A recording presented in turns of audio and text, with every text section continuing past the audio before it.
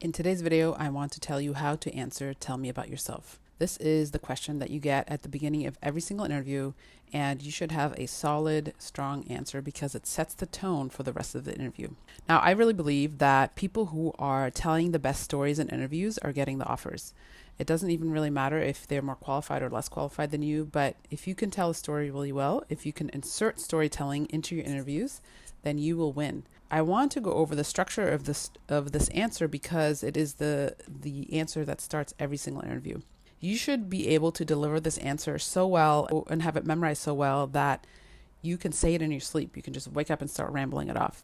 So a lot of people get confused because they don't know, okay, it's such a broad question. Where do I start?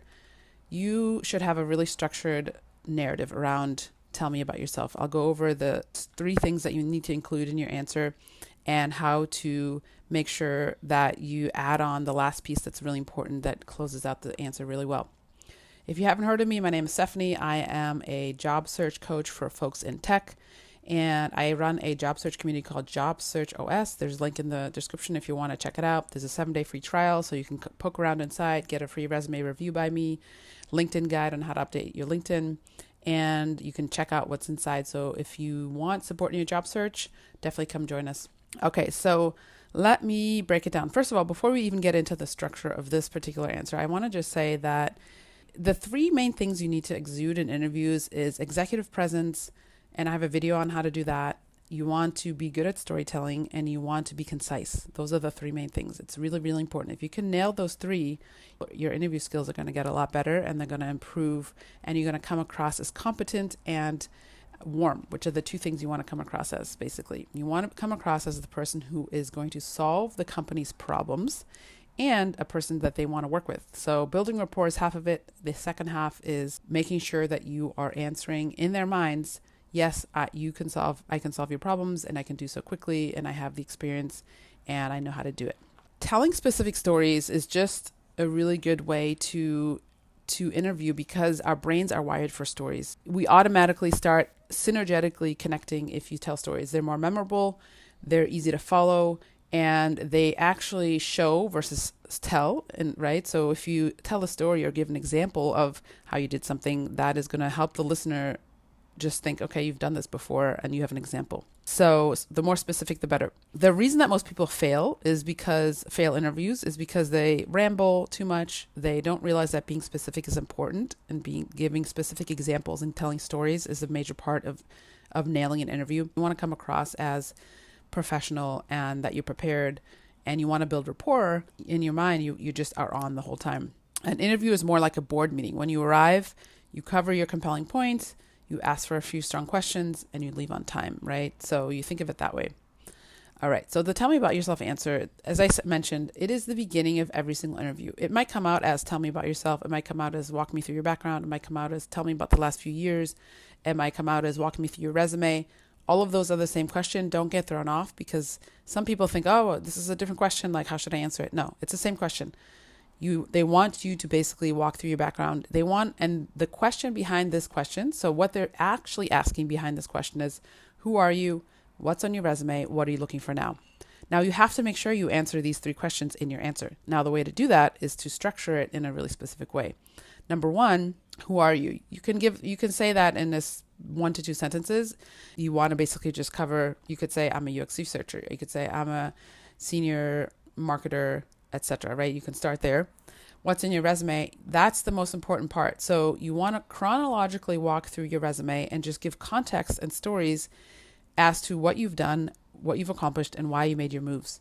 The easiest way to do that is to literally walk through. So I like to go from past to present. Some people like to go from present to past. It kind of depends on what your style is and what's most relevant, where you want to spend the most time.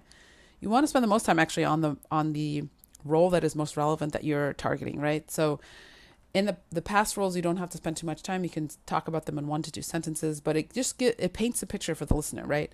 I started my career here, or I got an MBA and then I did this, or I graduated at this point from this school and then I did this, and I was able to accomplish this. Now, don't forget to insert why you made moves. So, after I was at this company, I learned, I sort of hit a ceiling and I learned all I could, and I really was interested in getting into this industry or this particular next role because it allowed me to expand my skills in this particular way, right? It doesn't have to be elaborate, but just people are wondering if somebody asks you after you answer this question, what made you go from here to here? That means you didn't answer that. You need to insert that into your answer. Like any sort of follow-up questions you get after an interview answer means that you didn't answer that question well enough. So you need to just take note and insert that in, right? So walk chronologically through. And then the last piece of the answer should be, basically they're wondering, why are we talking, right? Who are you? What's on your resume? What are you looking for next? Or why are we talking? That's what the interviewer is wondering. So you want to answer that. You can say something like, what I'm looking for next is a place I can, contribute and grow for a long time. I'm really excited about this particular company because I saw you're focused on X and Y. And my next move is really focused on building this, and this. That's a high level overview of my background. I'm happy to go deeper on any part of it, but hopefully that gives you a good sense of who I am, something like that. But you want to touch on what you're looking for next, because that's going to be their next follow-up question. And you want to just kind of answer that already. And then they typically will go into, okay, well, what interests you specifically, which I have a framework for that answer too, and we can go over that in another video. But those are the elements. So chronological walkthrough of your resume, what you're looking for next at the end. Make sure the answer is 60 to 90 seconds. Now, this is where the delivery comes in. You have to really practice the delivery of this. I suggest first writing this answer out, reading it out loud, timing yourself as you read it, and then start memorizing it and also timing yourself. Timing yourself is a really, really helpful practice tool you can use for interview answers, because you will start feeling in your body if you're talking more than 2 minutes. You will start noticing, and you'll take that training into an interview. And as you're interviewing, if you're someone who talks a lot, you will start remembering, oh, I feel like I'm talking too long already. And you can pause yourself. And you can pause yourself and say to the interviewer, did I answer your question, or do you want me to keep going? So most of your answers should be about 2 minutes or less, because most people are short-winded. And even if they want you to continue, even if you think you sound as interesting and you're saying the most relevant things, they will check out. We do not have long attention spans. So you want to be able to just answer their question, and then you can ask if they want you to expand on that. Again, I have templates and frameworks for most common questions you get in the community. If you want frameworks around how to answer the most common questions that you get from hiring managers and recruiters, I have frameworks, multiple frameworks, not just STAR, but other ones as well. Because the way you get really good at interviewing is that you build a bank of interview stories that you can repeat and insert to almost every single interview. And you get so good at the delivery because you practice so much that you can tailor it every time you talk to somebody too. So about 80 to 90% of it stays the same because it works well, or you refine it over time based on patterns and questions you're getting in interviews. But you start just building this arsenal of stories that get stronger and stronger as you interview. And there's frameworks for how to structure these that make them really sharp and that makes you stand out as a candidate, and you're not just answering a new question every time, rebuilding the wheel every time you do it. And it doesn't throw you off as much when you get a question you haven't heard before, because you might have stories you could adapt to that, because you have practice stories that you'll use and narratives and examples that land really well that you know. So make sure that you are using frameworks like this one that I'm explaining for Tell Me About Yourself, and then practice. Record yourself, practice listening back to yourself on video, on audio. Practice the delivery if you know your story really well, because it helps you just get better. Again, also listening back just helps you see the things that you do over and over that you could drop, or any tics that you have, things like that. If you know that you ramble, you'll notice it. You'll notice it in the practice. Do mock interviews. This is huge. Doing a role play will help you sharpen your answers and get feedback in real time, which, real interviews are really good as well. And you want to do self-analysis after each interview, but make sure you do mock interviews. So keep your answers to 60 to 90 seconds, maybe 2 minutes at the max. Same with Tell Me About Yourself. And again, your Tell Me About Yourself answer should be so practiced that you can just ramble it off to anyone at any point. It just takes practice. So first, number 1, write it down. Number 2, practice it out loud and time yourself. Number 3, start memorizing it and start being able to say it in the mirror as you pace around in your room, etc. And to review, the structure that I suggest is basically the questions behind the question. Who are you? What's on your resume? What are you looking for now? Why are we talking? The way to answer that is walk through the resume chronologically and paint a picture as to what you've done that's relevant to your role, why you changed positions, and what you're looking for next at the end. Highlight strengths and accomplishments that are relevant to the role you're targeting, or just that are impressive, your most impressive accomplishments in your roles.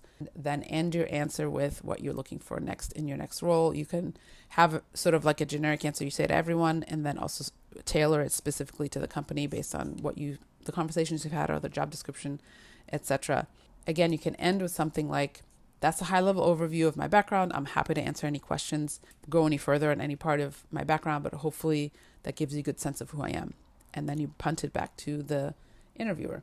Now, again, 1 to 2 minutes max. One quick trick with every interview question, if you feel like I have no idea how to answer this, you want to just think about the question behind the question. What are they really asking with this question, right? So break that down with interview questions, because that will start helping you understand, okay, this question really, they're looking for this, this, and this, and then from there you can start answering it. So always think about what's the question behind the question. If you have any questions actually about how to do that, you can, again, come join the 7-day free trial in Job Search OS.